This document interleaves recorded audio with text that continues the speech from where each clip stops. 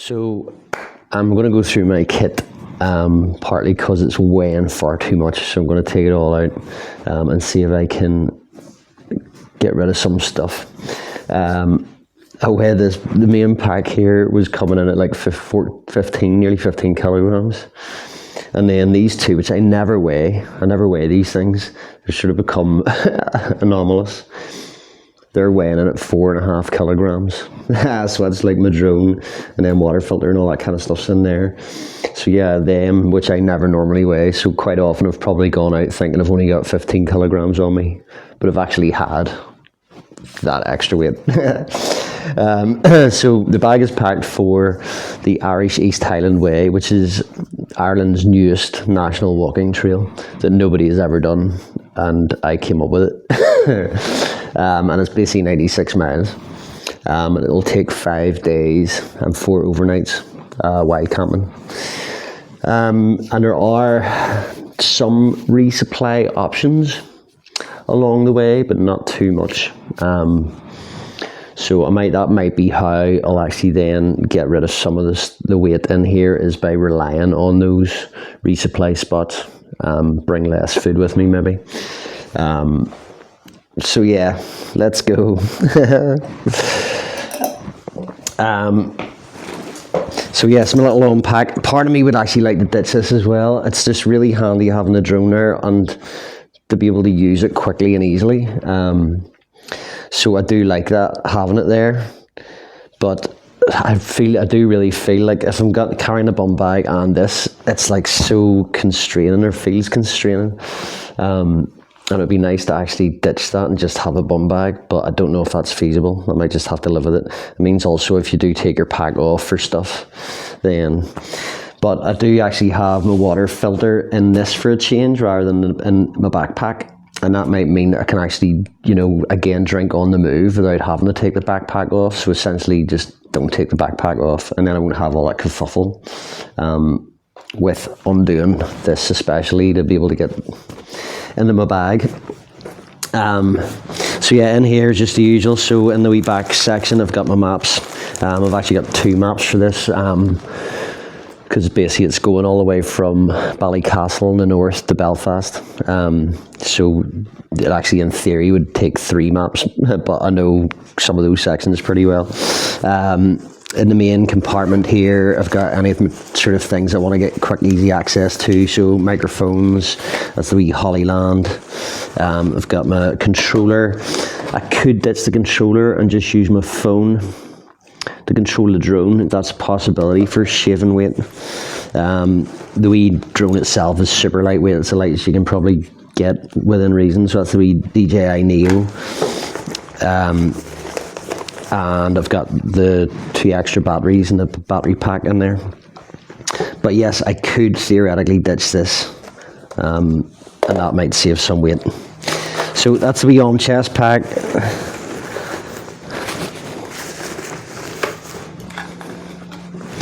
But it is really good. Like the actual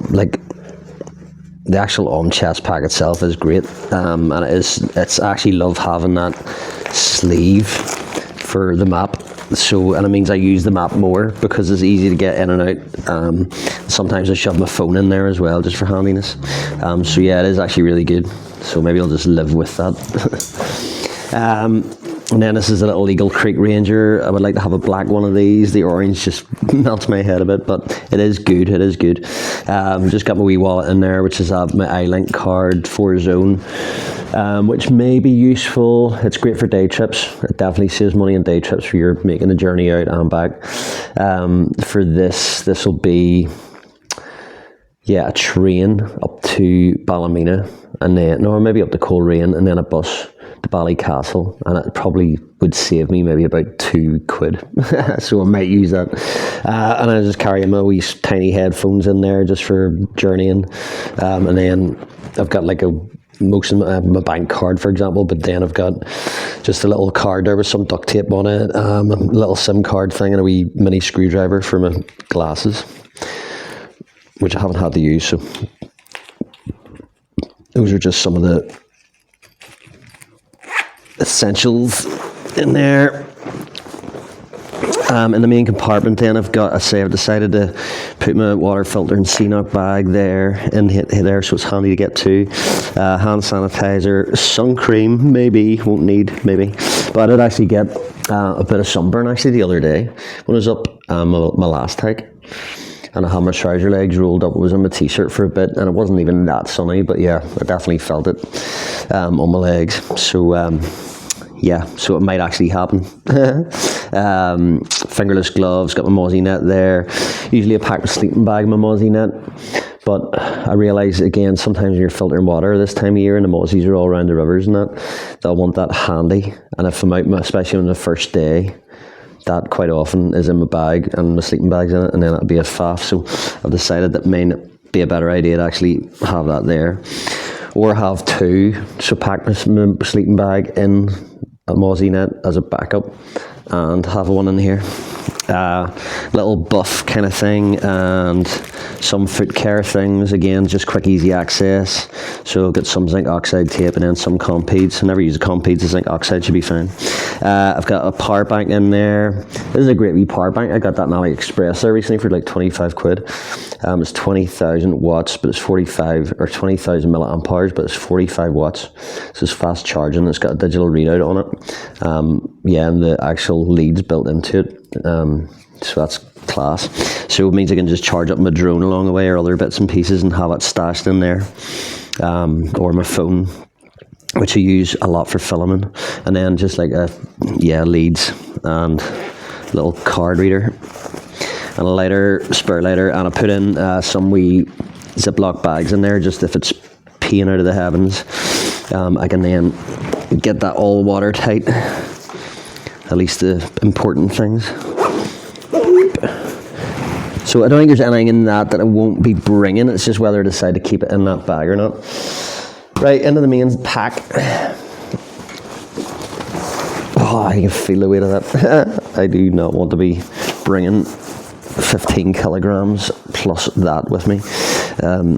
So obviously the walking poles, which I actually use now, and I'm totally committed to, will not be on the pack from the very beginning. So the start of this hike is going up through Ballycastle Forest, and even in there at the beginning there's steep sections in it. So I reckon I'd have the poles out right from the beginning, even though we flat section at the start, which is I think an old railway line for quarrying, I think. So it's flat at the beginning, but does very quickly get steep going up through Ballycastle Forest. So they will be out and not part of the weight, and will help me carry this weight. But as I say, hopefully I'm going to get that weight down. But I have to also accept it is like a 5-day hike, and there's limitations about how light it's going to be. And the Wicklow Way, I think, which is a similar distance, but again, I think I relied on the resupply thing, but also it was warmer as well. And I've actually delayed going to do this. I want to start it tomorrow. I was going to start it at the beginning of the week, but some of the weather forecasts for up in the hills up there were not looking sweet. Dry roasted nuts, although I've got some of the smaller little baggies in my hip pouch so I can get quick access to them, and then I can just restock them from that. I've got my pea bottle, I've got my wee tiny nature hike seat, which is only 250 grams, and that's definitely coming. I've got my poop trowel, and I've got my Decathlon sit mat. Those are my poles and again I'm deciding to go with the Storm Grota rather than the Fader. The Fader's so light, I would like to bring it, but I think I'm more likely to be camping up on the summits or up in the high hills, and not low down. And also I need to seam seal the Fader, because it's not, I only found out, somebody commented in one of the videos and said actually it doesn't come seam sealed, so that's a bit of a pain in the Alex. But even if I had seam sealed it, would I bring it? No. I think I'll just trust that Storm Grota. It's going to stand any windiness, so I'll feel safer in that. But there is a payoff, which is that's 1.6 kilograms for the Storm Grota compared to 875 grams for the Fader. But again, I'm not willing to. I still feel the weather's a wee bit shifting all over the place. So it's coming with me. That's the actual storm Groda itself. The inner and the outer go together. So and I'll keep that on the outside of the pack. So if it's wet, you know, it just stays on the outside. So that's those ones emptied. In here, this is my other electronics, and again, because this is 5 days, and even though there's resupply spots, as far as charging and access to like cafes where you'll be able to charge stuff, there's not a huge amount of that. So I'll be bringing a second power bank. So the 20,000 one, this is actually 24,000 milliamp hours, and that was a really good deal. I don't know if it's still on sale or not, but this was an Argos. It's Juice is the company that makes them. It's pretty basic, but it's solid. So that potentially would give me like 6-7 charges of the phone, and that would cost me £25, but it was reduced from like 40, I think. So that was a good buy.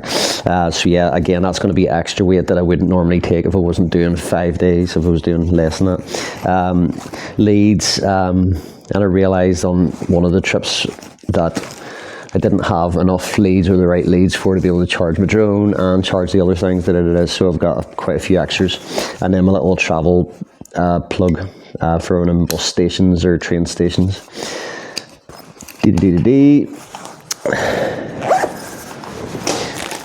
And got my little sort of self-repair kit. So basically plasters, foil blanket, some adhesive tape for tent fixes, some zip ties. Oh yeah, my little sponges for condensation, drying the tent off a little bit. In this bag, I've got waterproof socks, and I've got my Ninja toe socks in there and a towel.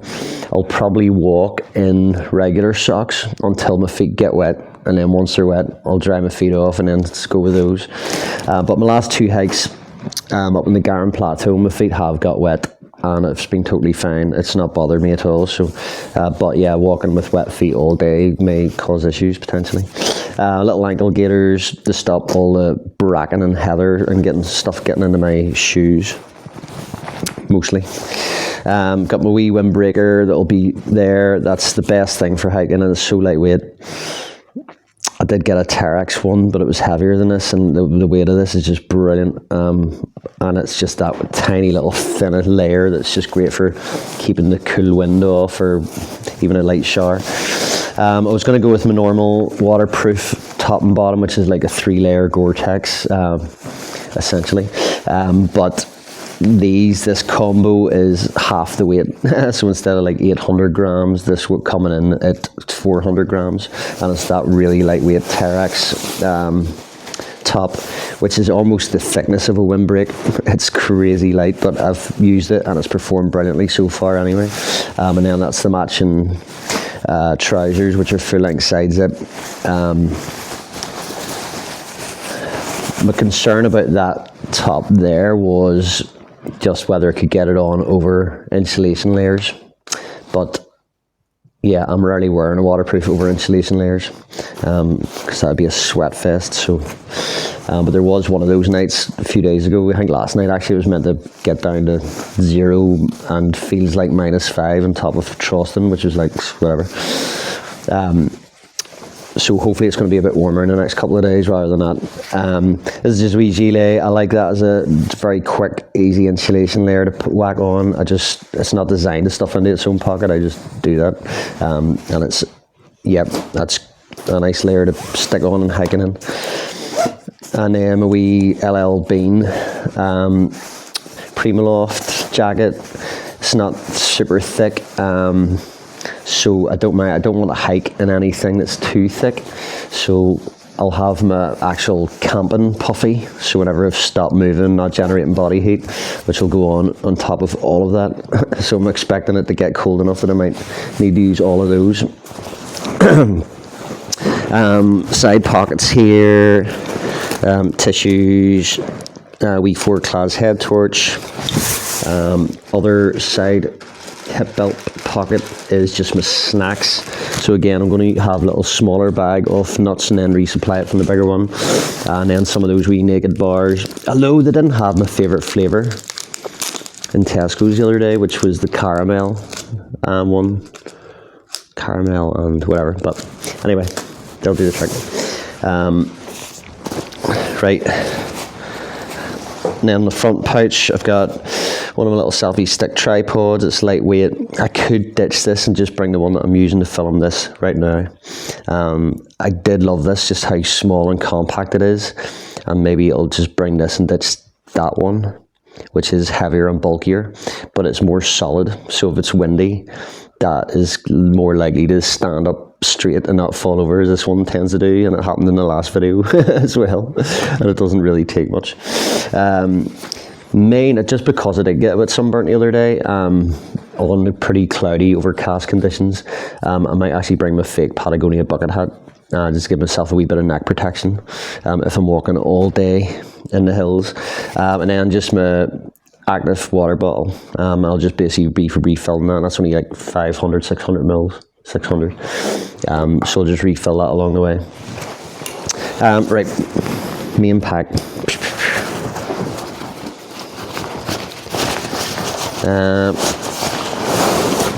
I could probably shave weight by not bringing that bag, but I do like this for organising, and I'm not going to really save much weight by not bringing it.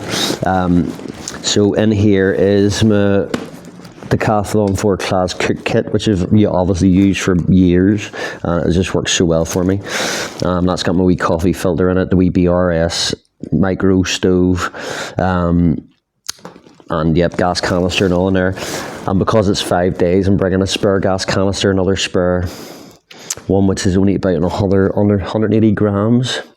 So that's an extra little bit of weight in there because of the length of the trip. I've got my toiletry kit there, so toothbrush, toothpaste, mouthwash, wee deodorant, mostly for the train ride home, so don't stink people out. I've got tweezers, things like that. Right, and then this is into the food. So I've got protein chunks there. This is all dried stuff. I've got onion flakes there, which is good for adding a wee bit of extra flavour. I've got my tea bags there, and then I've got more of those wee naked bars. And then this is the main meals, and it's literally just noodles. But I've basically got, I think, 2 packs of noodles for each day and 1 pack of couscous for each day. So nothing specifically breakfasty or anything like that. I'm happy to eat noodles or couscous in the morning, don't really mind. So that is the main thing, and that's again something I could. That weighs in at just over 1 kilogram, I think. And I could potentially save some weight by basically relying on resupplies. Where's my...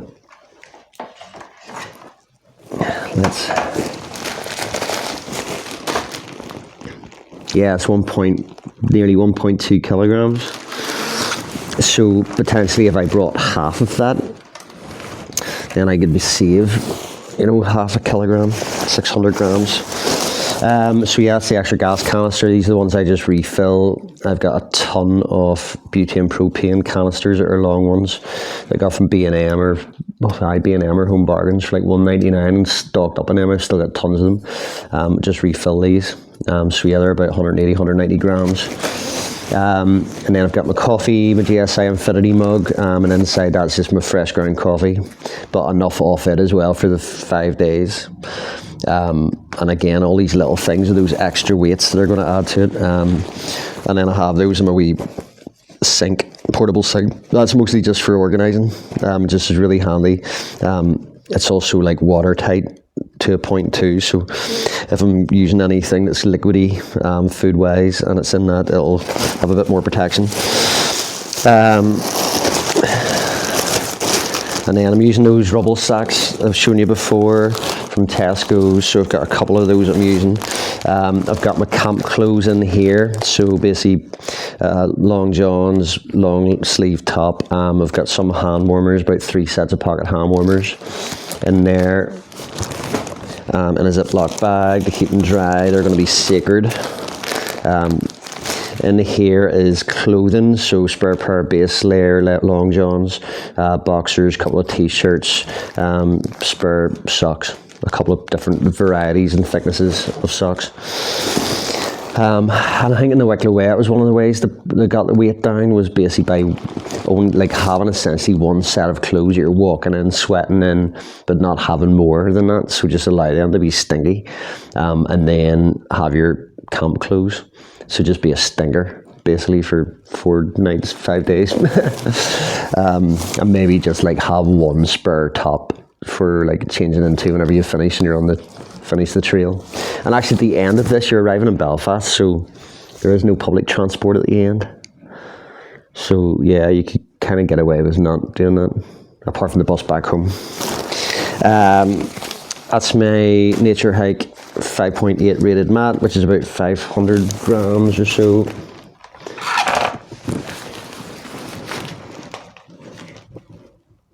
It's 650 actually.